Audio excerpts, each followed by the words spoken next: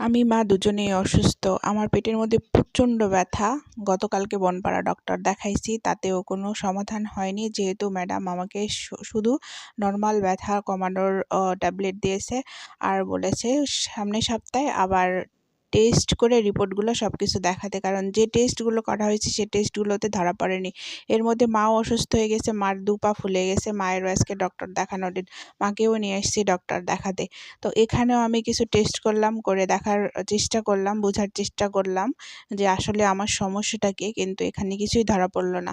তো আমি আবারও চেষ্টা করব রিপোর্ট করানোর জন্য ভালো জায়গায়, যেখানে ভালো মেশিন আছে সেখানে গিয়ে। তো এই অবস্থায় তারপরে ডক্টর দেখানো হয়ে গেছে। তো মার আর আমার আসতে অনেক রাত্রি হয়ে গেছে। আর এখনকার ডক্টরগুলো ম্যাক্সিমাম ডক্টরগুলোই বসে হচ্ছে ৩টার পরে। সিরিয়ালে অনেক পেশেন্ট থাকে। তারপরেও হচ্ছে রিপোর্ট করানো যদি থাকে তাহলে অনেক রাত্রি হয়ে যায়। তো মা আর আমি আস্তে আস্তে আমাদের বাড়ির এখানে একটা ব্রিজ আছে, সেই ব্রিজটা হচ্ছে বড়াল ব্রিজ, তোমরা সবাই চিনো। তো ব্রিজটা হচ্ছে ভেঙে গেছে। তো সেই ব্রিজ ভাঙার কারণে পারাপার হওয়া খুব কষ্টকর হয়ে যায়।